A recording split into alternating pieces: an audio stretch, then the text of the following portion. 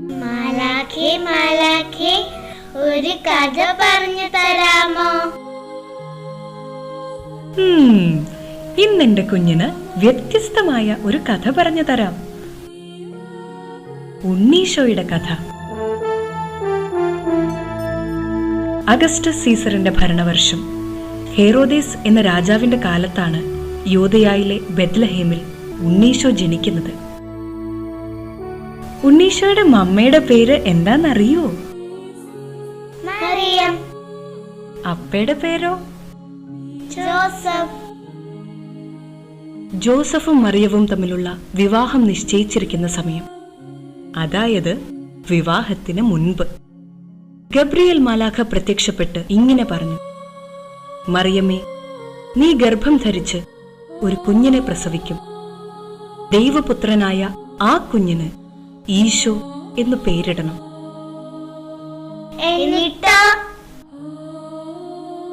എന്നും ദൈവത്തിന്റെ ഇഷ്ടം മാത്രം ആഗ്രഹിച്ച അമ്മ പറഞ്ഞു: ഇതാ കർത്താവിന്റെ ദാസി, നിന്റെ വചനം പോലെ എന്നിൽ നിറവേറട്ടെ. അങ്ങനെ ഏതാനും നാളുകൾക്ക് ശേഷം നസ്രത്തിൽ നിന്നും യൂദയായിലെ ബെത്ലഹേമിലേക്ക് അവർ ഒരു യാത്ര നടത്തി. അഗസ്റ്റസ് സീസറിന്റെ കൽപ്പന പ്രകാരം ജനസംഖ്യയിൽ പേര് ചേർക്കാൻ. ആ യാത്രയിൽ മാതാവിന് പ്രസവ സമയമായി. എന്തു ചെയ്യും?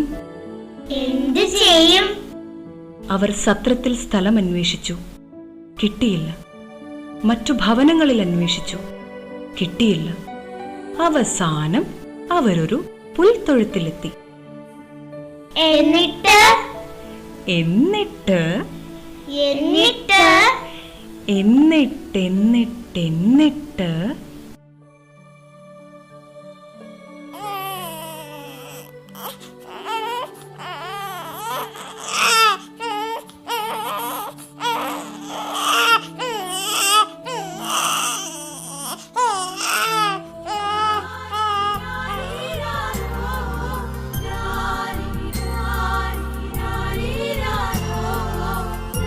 മാതാവ് ഈശോയെ പിള്ളക്കച്ചയിൽ പൊതിഞ്ഞ് പുൽത്തൊട്ടിയിൽ കിടത്തി.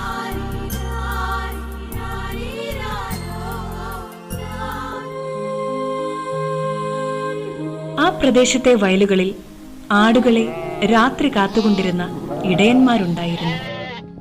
സ്വർഗീയ സൈന്യത്തിന്റെ ഒരു വ്യൂഹം പ്രത്യക്ഷപ്പെട്ട് പറഞ്ഞു: സകല ജനത്തിനും വേണ്ടിയുള്ള സന്തോഷത്തിന്റെ സദ്വാർത്ത നിങ്ങളെ അറിയിക്കുന്നു. ദാവീദിന്റെ പട്ടണത്തിൽ നിങ്ങൾക്കായി ഒരു രക്ഷകൻ. സകല ജനത്തിനും വേണ്ടിയുള്ള സന്തോഷത്തിന്റെ സദ്വാർത്ത നിങ്ങളെ അറിയിക്കുന്നു. ദാവീദിന്റെ പട്ടണത്തിൽ നിങ്ങൾക്കായി ഒരു രക്ഷകൻ, കർത്താവായ ക്രിസ്തു ജനിച്ചിരിക്കുന്നു.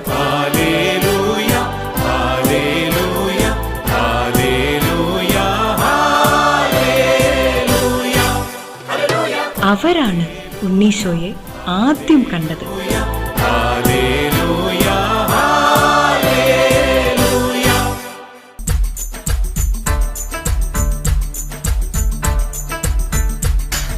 പൗരസ്ത്യ ദേശത്ത് നിന്നു വന്ന 3 രാജാക്കന്മാർ.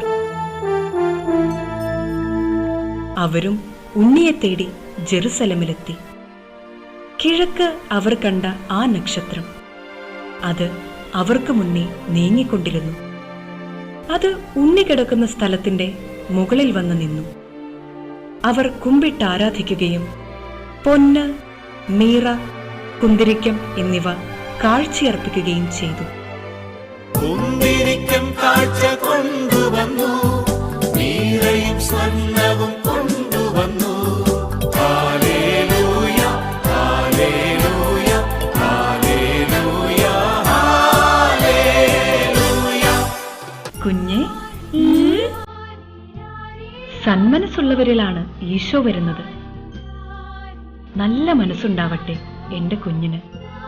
എന്തെന്നാൽ സന്മനസ്സുള്ളവർക്കാണ് സമാധാനം. ഗബ്രിയേലിന്റെ ദർശന സാവല്യമായി സർവലോകർക്കും നന്മയേകും കാരുണ്യമായി ബെത്ലഹേമിന്റെ മാറിൽ ഒരാരോമൽ ഉണ്ണി പിറന്നല്ലോ.